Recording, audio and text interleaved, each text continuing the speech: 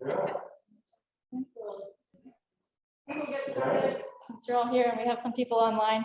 So Karen Washington, so wonderful to have you. I'm Marianne Tebben. We've spoken via email. I'm really delighted to have you join us. So Karen Washington graciously agreed to be our keynote speaker, and we're so thrilled that she accepted our invitation because she's really busy and she's currently in Atlanta at the Black Urban Farmers Conference. So as you saw in the speaker bio, if you read about her, there's so much to say and so much to read, but she's really a rock star in the world of farming.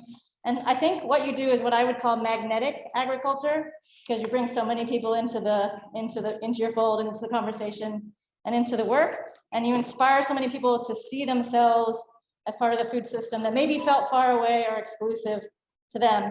So Karen is co-owner and farmer at Rise and Root Farm in Chester, New York. She's an activist, she's a food advocate. In 2010, she co-founded Black Urban Growers, an organization to support growers in both urban and rural settings. I would like to take all the time to list her accomplishments, but they're very long. I just want to highlight one that in 2020, Essence magazine named her one of their essential heroes. And I find your work really heroic in so many ways. So one example I can give is a recent story on NPR noted that in order to uphold local and regional supply chains needed for an emergency like a pandemic, and for food production in general, we need to ensure that a younger generation of farmers can enter the business of farming. And you do that, and a lot of our speakers today do that. April Hill, Rich Rising, the Food Bank Farm, Not Our Farm, Mumbet's Freedom Farm, Rocksteady Farm. So all of these people contribute to pushing people into farming, and we really need that. BAV, one of our sponsors, Berkshire Agricultural Ventures, is helping current farmers stay afloat. The UMass extension programs offer solutions to practical issues, and the Northeast Farmers of Color Land Trust works on that essential issue of land accessibility. Oh, come on in. Speaking of Mumbet's Freedom Farm, so you're all our heroes too, and I'm thrilled to have you all share the spotlight with this wonderful woman, truly inspiring force in the world of food and farming. So it's my great pleasure to have you at the ThinkFOOD conference, Karen, as our keynote speaker, and please help me welcome Karen Washington.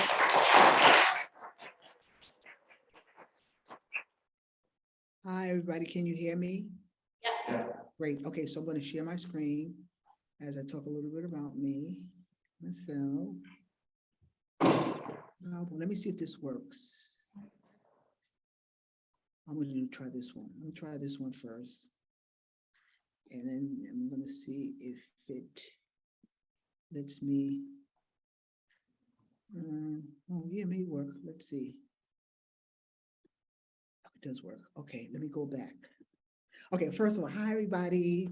Good to be here. I'm a little crazy because I'm attending my Bugs conference that I helped start back in 2010. And because of COVID, we missed the last 2 years. And so now this is our 10th anniversary. I'm so excited. I'll show you what the program looks like. And so hopefully I confiscated a room so I can be with you all to do this. So I have this first slide up, which is really, really important. And it says the World Food Summit defined food security as existing when all people at all times have access to sufficient, safe, nutritious food to maintain a healthy and active life.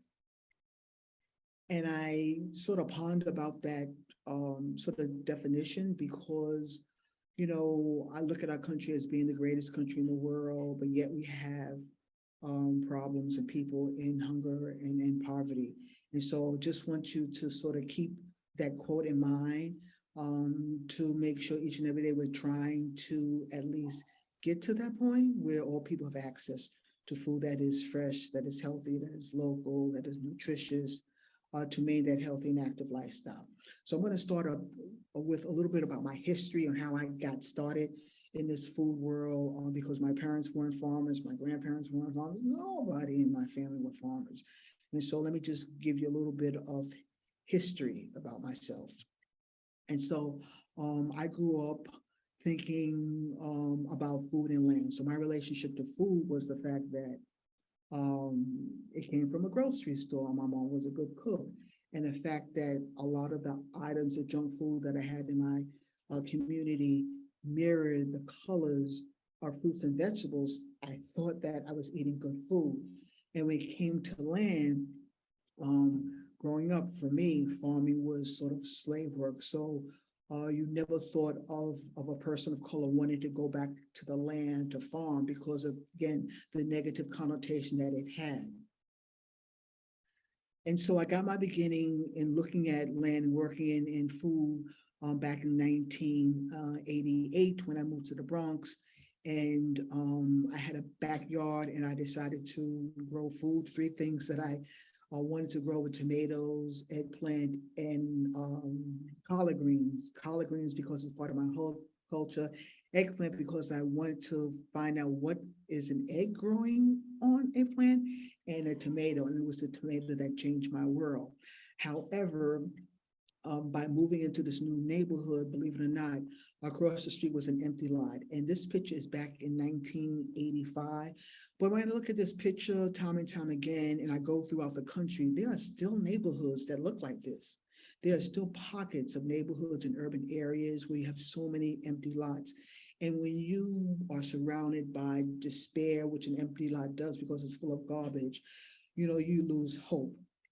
And at that time, if you can imagine, in the late 1980s, New York City at one time had 15,000 vacant lots, mostly in low-income neighborhoods and neighborhoods of color.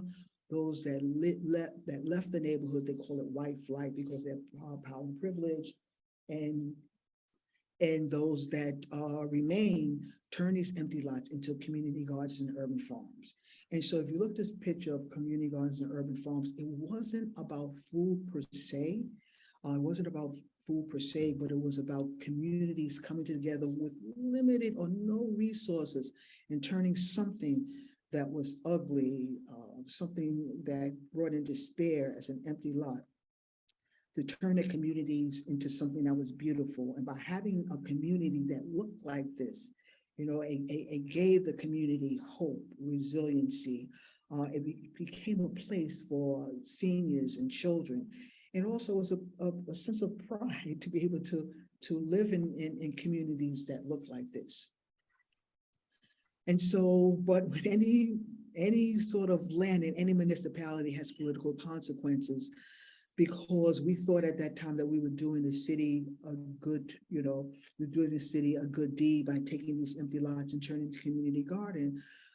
But again, powers that be saw that all of a sudden these neighborhoods started to look good and wanted to take them back. And so in the beginning, community gardens were not into the political system, but found ourselves put into that system when the mayor at that time, Giuliani, tried to auction off 100 community gardens in the middle of the night to the highest bidder for development.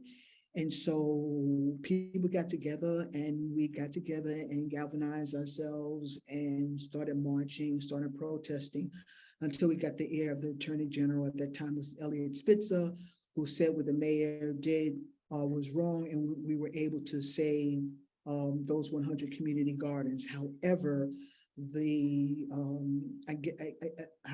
again, in these areas where you see these empty lots, and when you do have urban farms and community gardens, you must maintain them and have the political wherewithal to make sure that they stay in forever, to be exact.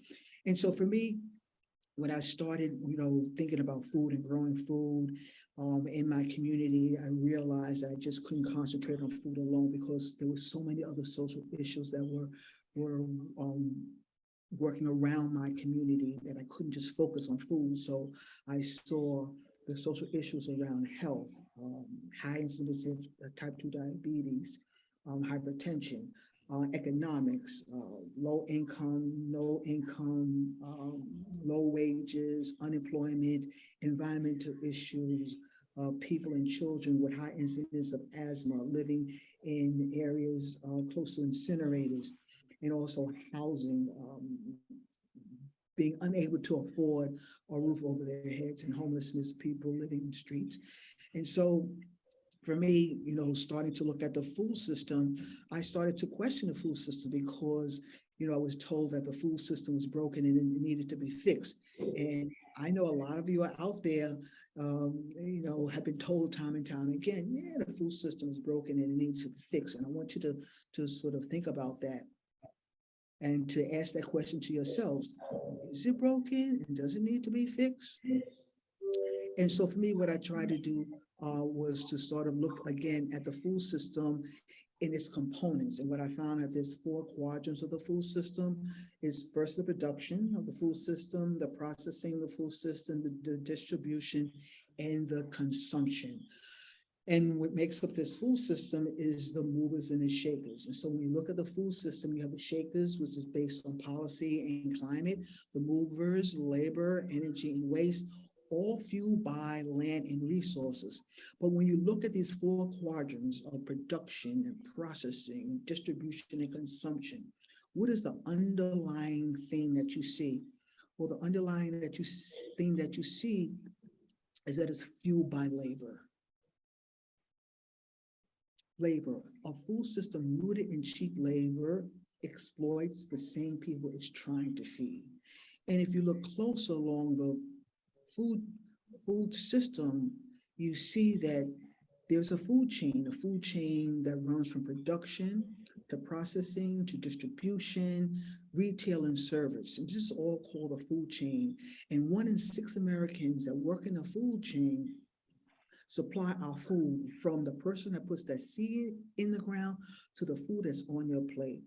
And for so long, so many, especially people of color, women have been given poor wages, low wages, and sometimes even given below wage minimum salary for the work that they do along the food chain. And so if you look at the poverty rate, again, even though this was the data was back 6 years ago, still there are close to 40 million people that live in poverty in this country. And time, I say to myself, we live in the greatest country in the world. We grow enough food and we waste enough food, yet that food is not getting down to the people that need it the most. And why is that? A question we should all be asking ourselves. And so a lot of it has to do with big food companies that are now controlling our food system. Not only the food system here in the United States, but the food system globally.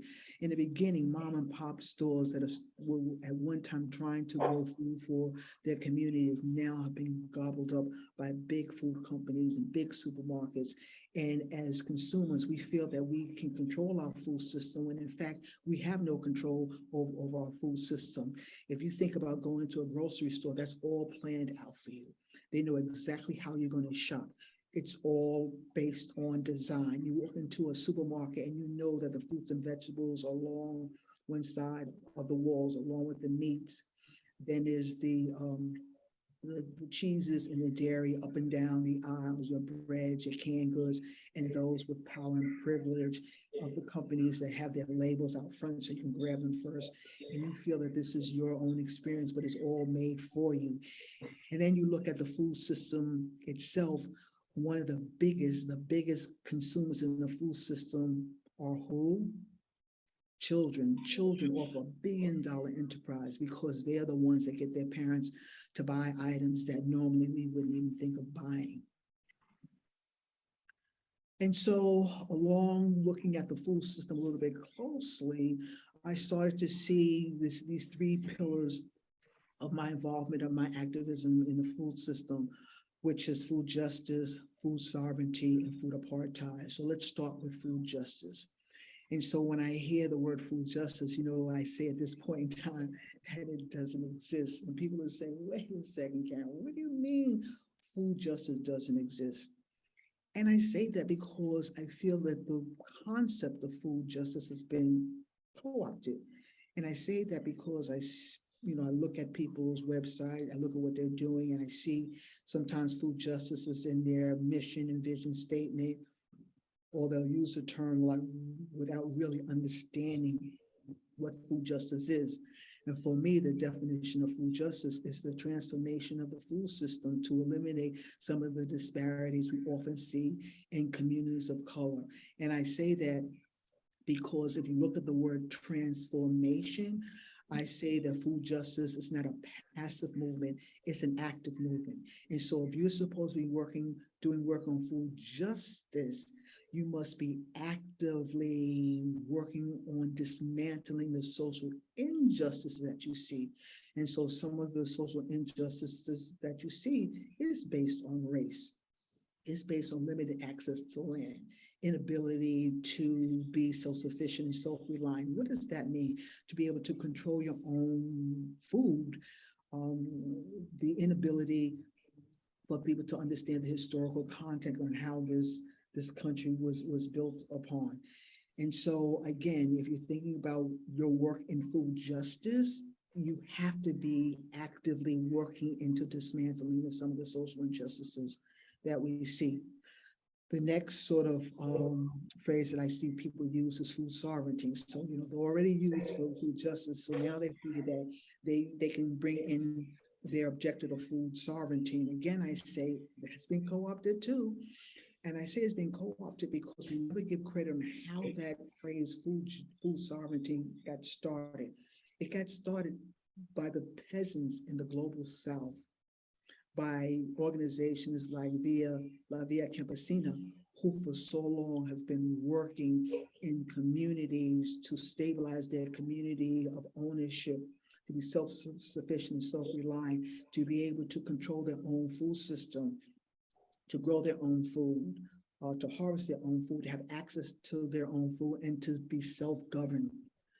And that's what food and land sovereignty is all about, the ability to self-govern your community. So in essence, you control the power, the ownership of what is being grown, land access, what is happening, all the power is within the community. And the last phrase is a term that I sort of brought to the forefront, food apartheid. And the reason why I brought that term, food apartheid, to the forefront in the food movement is because I had heard time and time again people using the term food desert. And the term food desert just didn't sit with me. I just couldn't understand why people would call my community a food desert, because as I showed you in the first slide, I would go around and I would see all this food that we have, and we do have food. We have the junk food, we have the processed food, we have the fast food. What we don't have are healthy food options. And so I coined the term food apartheid because I wanted for the first time for people to stop looking at the optics and the data around people having the inability to not have access to food because they live far away, but to start having those hard conversations about why don't we have access to healthy food? And it's based on, believe it or not, it's based on three factors: the color of one's skin, race, where you live, and demographics. And I'm sorry, and economics, how much money you have. And so I wanted people to start peeling away the food system, start having the hard conversation, those hard conversations which is necessary for us to get beyond food desert, that concept of food deserts, but really get into the concept of food equity. And so when I asked that question in the very beginning, if the food system was broken and needed to be fixed, I raised my hand at one time and I said, yes, it needed to be fixed, because I was just falling in that pattern of believing that it needed to be fixed. And then I realized, wait a second, the food system doesn't need to be fixed, it needs to change. And that change is power. That change is putting power back into the hands of community.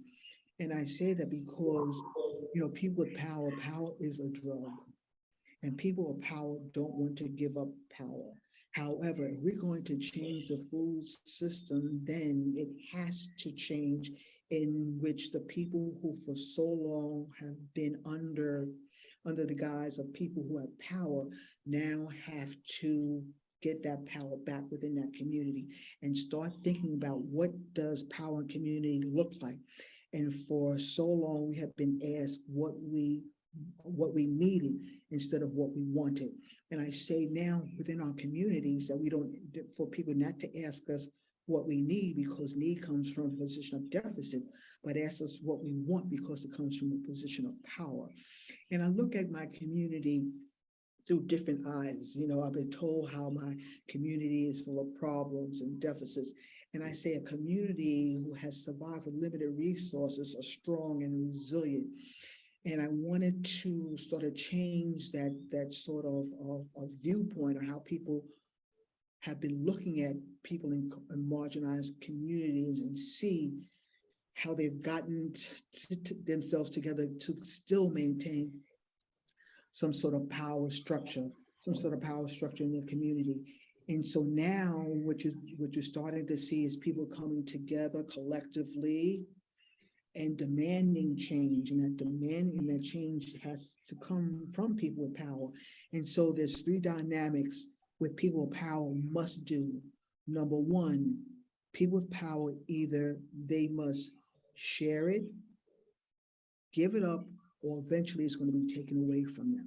Something to think about. And so what are people starting to think about and look at change? They're looking at realizing that food is medicine, that growing your own food is a leverage of power, because now you understand collectively who grew it. Because back in the day, you never questioned where your food come from. You never questioned who grew it, where they came from. Was it sprayed with pesticide or insecticide? Who were the workers that were working out in the fields? Were they paid a living wage? But within communities who are now thinking about going back into land and understand the power of food and that food is medicine, they now understand how important it is to grow their own food, how important it is to ask where their food comes from, to leverage that power of growing food.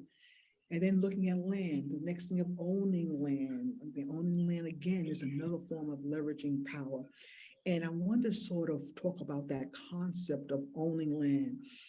And, it used to bother me when people start to say, I own 50 acres, I own 20 acres or 1,000 acres of land, because if we're talking about moving the food system from a way that for so long has been exploitative and extractive, then we have to also look at mechanisms on how we look at access to land. And so I try to understand the fact that we can't own land. We don't live long enough to own land. Just think about it. Average age now maybe up in the 80s.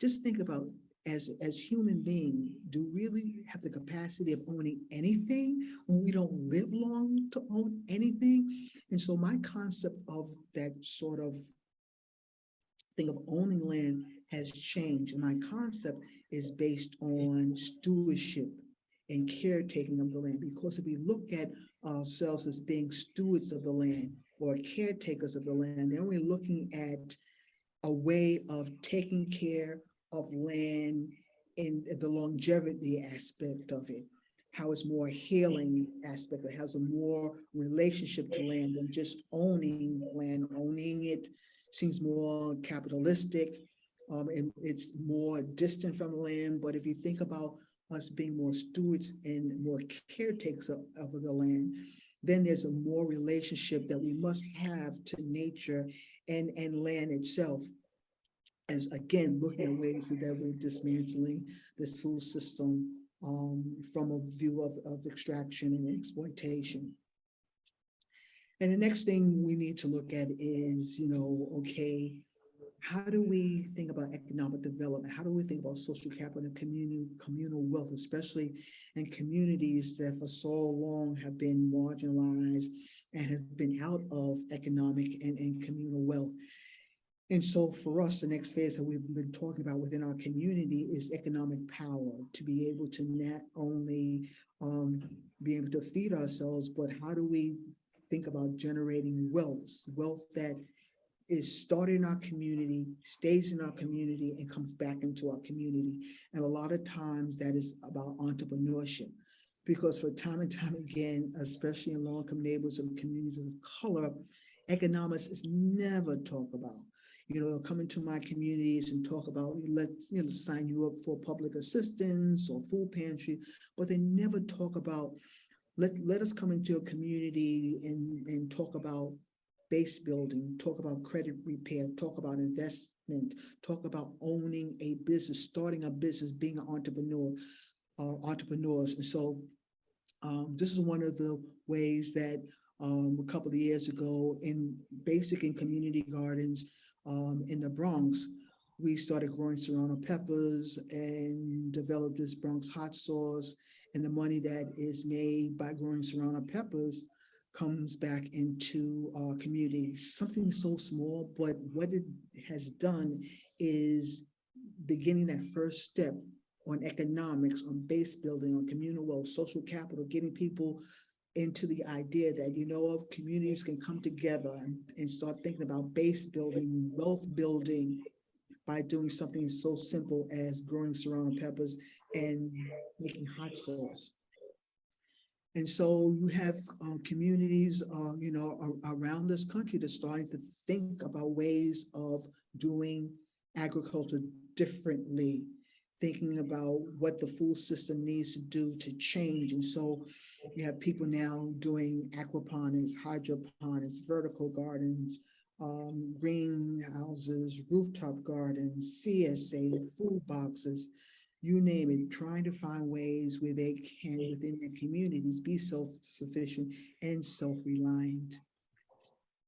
They're now being proactive instead of reactive, marching on the street, demanding change, demanding that communities, especially communities of color, women, LGBTQ people, that their voices mean something. In order to change the food system, we have to collectively come together and voice our concerns and make those who are in power more accountable. And so for me, is looking at the economic system that for so long has hampered the growth of Black America. If you look at this slide here, it shows the inequality when it comes to wealth. That in white household, the average income is $149,000 compared to a Black household, which makes $13,000. And so there still exists a large disparity when it comes to the wealth of this country that we don't talk about. We don't talk about.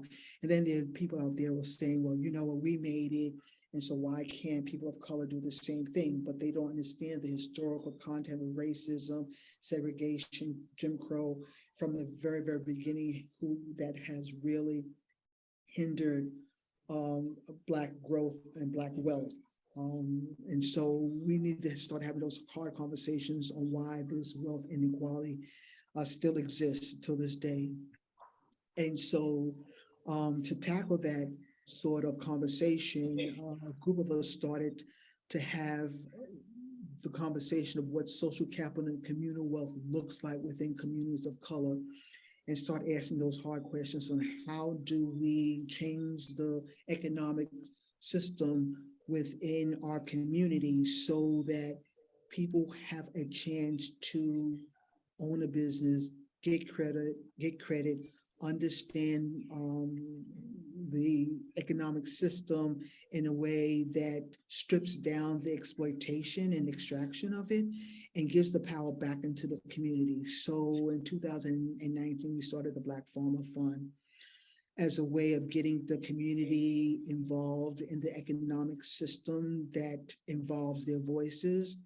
And it also involves a way to generate income and also to give loans and grants to communities of color that need money. And not in terms of the traditional way of coming into and saying, I need to see a credit card or how much credit you have, but understanding the purpose of each entity, each company coming to us and having that understanding that we're here to help you. What is it that we can do to help you to do credit repair? What is it that we can help you to make sure that your interest rates are low?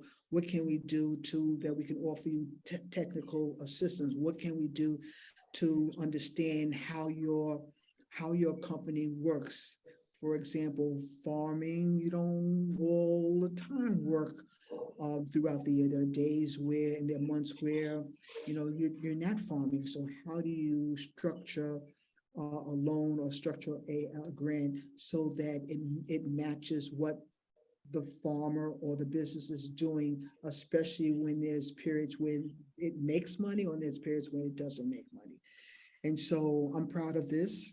I'm proud of this Black Farmer Fund, which talks about food power investment that is in the hands of the community, so that the wealth building starts at the community, is generated at the community, and the money and economic is reinvested back into the community. And that's where you see change happening. And so I always sort of end with some homework assignments that I always try to give my audience when they leave, because it's not about me talking. I can talk, but what is it that you can do to change the whole school system? So some talking points.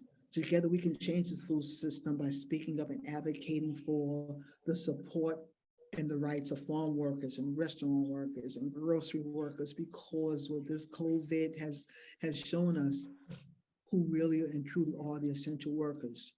Support those that are working on access to land and affordable housing, because access to land and food and housing go hand in hand. You can't separate the two. I think when we talk about the American dream, what is the American dream? The American dream is to be able to have a roof over your head, healthy food to eat, and clean water to drink. Those are the three essentials that we need to think about.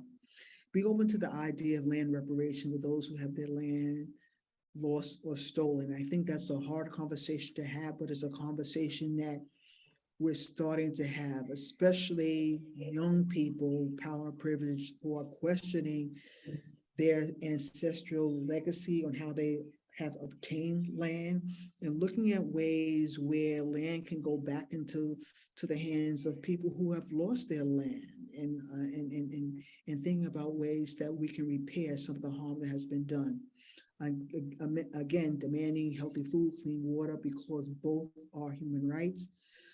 Support of the right to save seeds. And I say that because that slide that I showed you with these big food companies, there are just think about it, there's a handful of companies that control our seeds, and that our seeds are patent, and they control our seeds by a patent. And I'm saying, wait a second, how have we allowed food companies to patent seeds? And if you patent seeds as farmers, you have to go to those companies to get permission to grow the food that those seeds provide, and also the fertilizer for them to grow, and you never own it. And you think about seeds. Seeds are part of nature. So how can you own what nature has given us? So again, understanding the right for people to be able to save seeds, and the right of companies not to own seeds, the right to have all food label. And I've gone out and said, if you get a package and you can't pronounce those ingredients, then you shouldn't be putting them in your body. Speak up against hazardous work conditions in major food facilities and businesses. This was brought up during COVID, when so many people, and it was brought to the forefront of so many people being injured during the crisis, especially in these food facilities. Make sure your elected officials are accountable. This is where the public, this is where your voices can be strong, to understand the political power that you have, that we have as a people, is to make sure whoever we put in office is accountable. And I say that because through my journey in this movement, I made sure in New York City, I knew who the council person was, assembly person was, the senator was, my commissioner was, and my mayor. I knew all of those people, and I held them accountable. I held them accountable. I got them on the phone. I went to their office, sat down and talked to them. And why? Because I felt as a human being, as a person that votes, that I had the power to do so. And for so long, we have put that power in the hands of politicians, lobbyists, marketers, instead of thinking about, wait a second, where's the people power? The people power is in us. And we have to use that in making sure our elected officials are accountable. We voted them in. And so where's the accountability? Next, break bread or meal with someone you don't know. Make yourself feel uncomfortable to be comfortable. In these times where so much is going on, if we really want to help one another and think about the food movement, a lot of us, especially college students, you know who is homeless or who is not eating properly. It's imperative to make sure that you let that person know that you care. Invite them over for a meal, cook a meal together, break bread, and sit down and start talking about ways that we can transform this food system. Sit down and reach out into communities that you're not familiar with. Listen to what they have to say. Get to know people that you're not familiar with, cultures that you're not familiar with, foods that you're not familiar with. It's a way of getting people to understand the diversity of our community, but at the end, how collectively we're all trying to feed ourselves. Speak up and speak out against injustice. When you see it, speak up. The two things that have killed a movement, that have killed us time and time again, is silence and complacency. We will see things and we will be quiet. We'll complain about things and we will be quiet. So now's the time, folks, to speak up and speak out. Strive for a community that cherishes the fact that you live in a community, you go to school in a community that uplifts diversity as assets. Instead of looking at communities that invite diversity as a way of have a negative connotation. Strive for diversity, strive for inclusion in a way that uplifts all our communities, and not be afraid or shy away because people might be different. Support and develop youth leadership is really, really important. These are the things that we must do. These are the things we have to do. And so for me, I've taken that journey from my community gardens in the Bronx up to a 5-acre farm up in Chester, New York, which is more peri-rural. And so I would like to label this living out my dream of trading my Metro card for tractors. And so now I've settled on 5 acres with me and my friends up in Chester, New York. Our farm is Rising Root Farm. We are rooted in justice. If you ever get a chance to come to New York, you're welcome to come and see the work that we're doing in the Black Dirt region of Orange County, whereby the food that we grow is grown organically. It's in the Black Dirt, but it's the food for everyone. We pride ourselves in the fact that no matter your income, your economic status, where you live, food is a right for all and not a privilege for some. And so I'll leave you with this. This urgency of growing food is no longer a local movement, but a global one. The aim for cities and countries is not to grow to feed themselves, but to help build a food system in which all people are fed and hunger and poverty are no more. So my name is Karen Washington. I tell people I grow food, I feed people body, mind, and spirit. Thank you so much for having me. I'm gonna stop sharing and I'm gonna take your questions. And yeah, thanks a lot. Thank you, Karen. Wonderful. So we have some time for questions. If there are people in the audience or possibly on Zoom who have questions, Feel free And I to. know you got some questions over there, all sitting there, all quiet. You know, you gotta have some questions because like I said, the food system is not broken. It needs to be fixed. So you gotta have some ideas, opinions, or something. So let's see what you gotta say. Ask me anything, I'll tell you no lies. I didn't get these gray hairs for nothing. I'll start. Karen, I want to know how much you think people growing their own food, so home gardens, and I'm especially interested in your work in New York City, urban gardening. That's one, it's Black Urban Gardeners Conference that you're at. I said the name wrong before. How much is growing your own food important to the food system? And let me tell you something.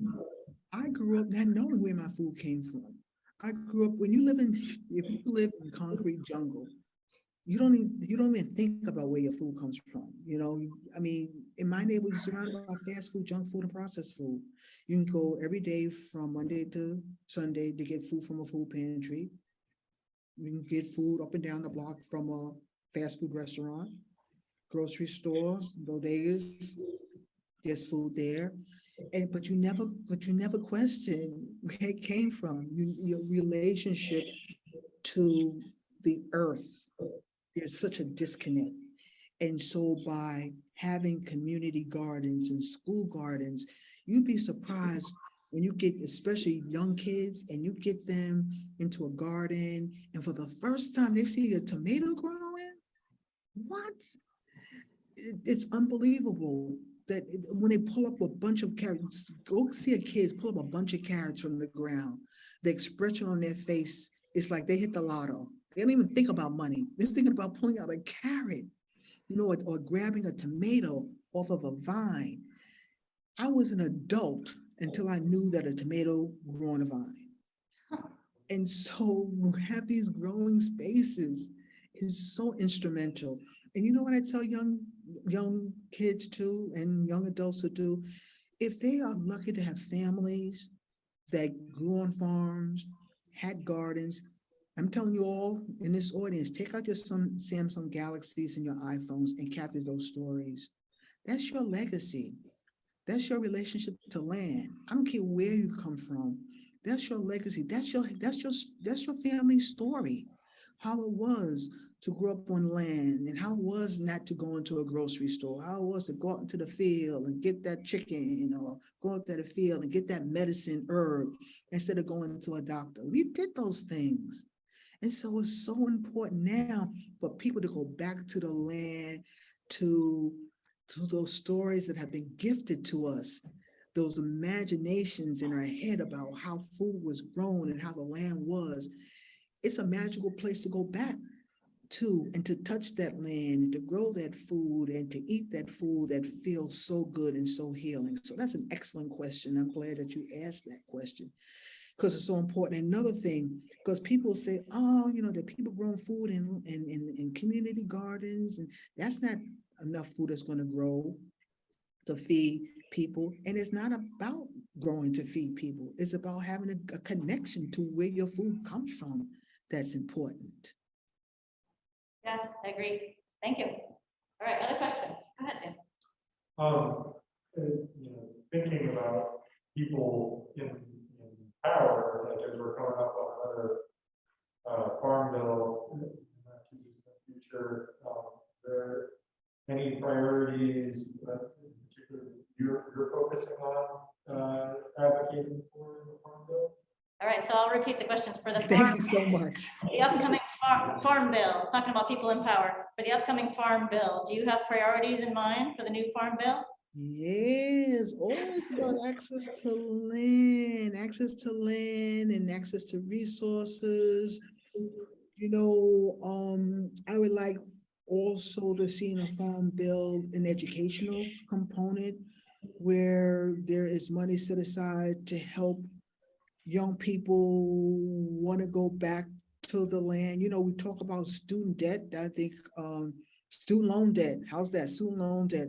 How in a farm bill would be good that if young people want to go back to the land, that they can work off that student loan debt. That would be great.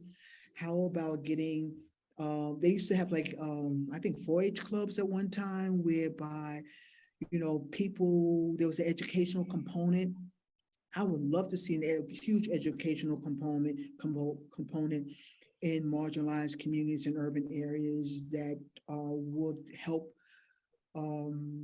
people to grow their food and have resources from cooperative extension agents and agencies to help with the education of young people who want to grow up to be farmers. But I think again, the major component in the farm bill that still seems to be a hurdle is debt relief and land access. Right now, there's a big litigation right now um, with the Biden administration at one time calling on, I think it's an interest reduction act to help $4 billion set aside to help with debt relief for Black farmers who have been unduly affected by high interest rates and the loss of land. And again, I just don't understand why, you know, white farmers have objected uh, to that. And I say that I'm coming from not being Black, I'm coming from being human. And I say, if you have, just look at the food system. And if you have a part of your food system that's in debt, then why not help them? Why does it always have to fall along racial lines? And why is it that the fear of whites, who are the majority when it comes to land access, Black people own less than 1% of agricultural land in this country? I'm in New York State. Out of 57,000 farmers in New York State, only 139 are Black, and it's less in numbers. And I don't understand what is the fear. What is the fear of helping farmers hold on to their land? What is it? What is it that we have in this mindset that when we give others, we feel that it's taking away from what we have? Instead of when we help others, not only does it help build up people, but it helps to build the economy. Why do we always have to go and look at things from the viewpoint of deficit? If I give somebody something, it's taking away from what I have instead of looking at it in terms of abundance. If I help that farmer and that farmer, I'm going to help my farmer. I'm going to help my people, my community. And I hope that we start thinking about when we help others, we have to look at it not as it's a takeaway from what we have, but it's an abundance, because we know we help those people. We help poor, if we help poor people, don't you think this economy will be busting out the seams and everybody will be wealthy? But yet we feel we're going to help those poor. Why should we help those poor people? We've made it, let them stay there, because if we help them, you know, and it's taken away from something that we've done all our lives. No, I mean, just common sense. You help the low rung of people, we all benefit. Can't we just get that through our heads and stop thinking about scarcity and deficits and start thinking about abundance? I'm 68 years of age and hang on it, you know what I'm saying? I'm like, it makes sense. It makes sense. And why don't we get it as a country? What is it? What is it that we are so fearful of helping others? Even with this immigration crisis, what are we afraid of helping others? How do people get here? What are we afraid of helping? Why is the narrative we letting these people in and they gonna take? What they taking? What, the jobs that we don't want? What are they taking? What are they taking? Food from our food that we waste each and every day? what are they taking instead of embracing them and putting them into our economic system? What are we afraid of? Make me understand. I want to understand, what are we afraid of? Absolutely. All right, we have Karen Washington here. Let's ask her some questions. What do you want to know? Oh, That's right, why y'all got me going, because let me tell you, it is hopping, the conference is hopping, because people are asking questions. They're curious. You can ask me questions, what's going on in the conference here? You can ask me a lot of questions. all right, we have a question from somebody who is online. Can you share some examples of successful land reparation? Yeah, let me just tell you, so you'd be surprised, not all is bad. There are a lot of land trust institutions, and believe it or not, there are farmers, and there are white farmers that are putting in their will lands into the hands of Black communities. See, a lot of people don't know that, but there are people with power and privilege that are doing things like that. They're making sure that, the land goes back into people that work for them, that land goes back to, there are other opportunities that I'm aware of whereby people, again, with power and privilege have given land to the people that have been working on their land for so long, because many landowners, their children don't want to farm. They don't want to farm. They've gone to Wall Street and they don't want to farm. And so there are definitely instances where people are giving land back to farm workers or in their will. So that is happening. That is happening. But again, you know what? Land reparations is very, very tricky, because as soon as you hear land reparation, what goes into people's mind? They're taking away all, it's again, it's the deficit. These people want my land. But wait a second, is it really your land? And so they have been, don't let the media, don't let people vote, because there are people who are getting land in instances where they have developed land trusts within communities. However, a lot of so much more work needs to be done in that aspect. So I don't want you to think that, it's not happening. It's not happening. It is happening, small scale, but it is happening. But we just want people to understand. I'm going to put it like this: you got 1,000 acres. Some people got hundreds of thousands of acres. So you got hundreds of thousands of acres. You know what you can do on an acre? You can grow a lot of. So you have 100,000 acres. You can set aside 100 acres. 100 acres, and 10 people have 10 acres. That's a lot of food you can grow on 10 acres.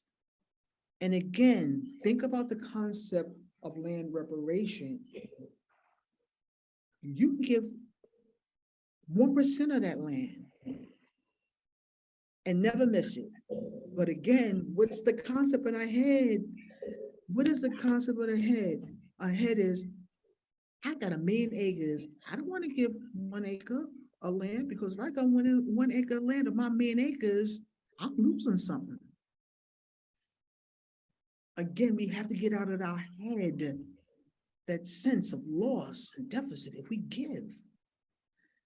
Excellent question. You'll see, now you're getting hard questions. You're getting the things. It's like now you're not that shy and nervous.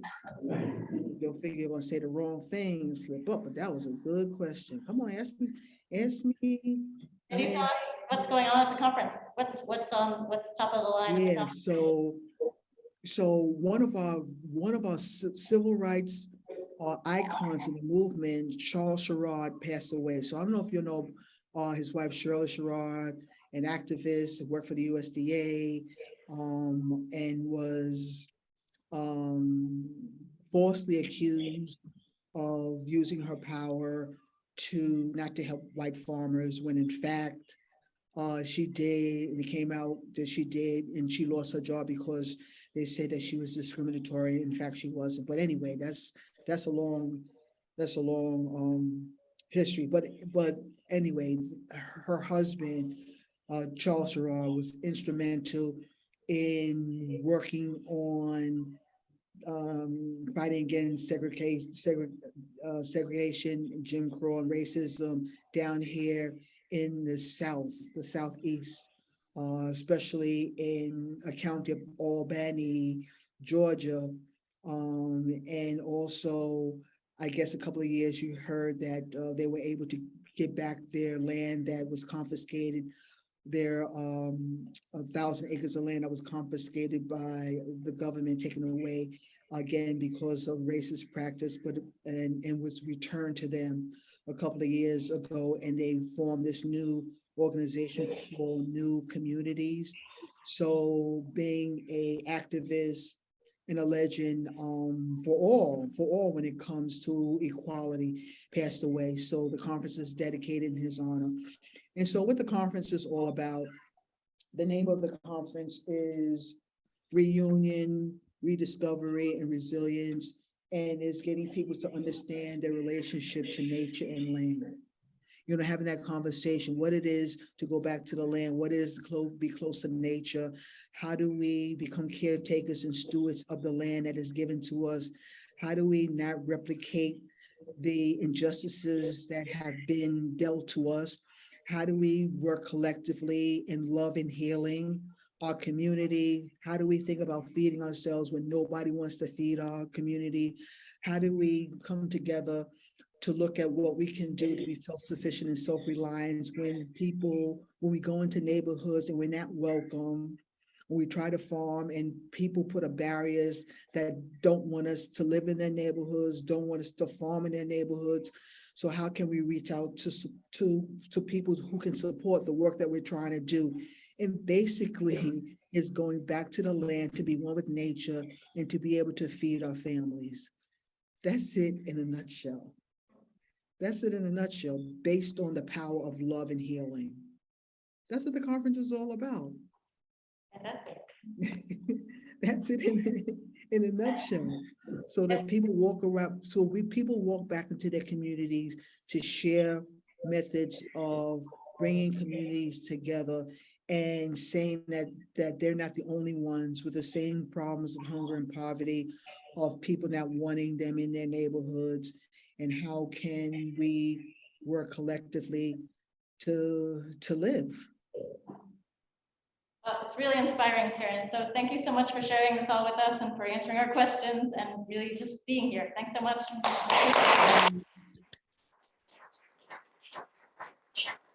So my last thing, you are the future. You see injustice, shout it out. Make change, because there's only one race. That's the human race. Make change. Bye, everybody.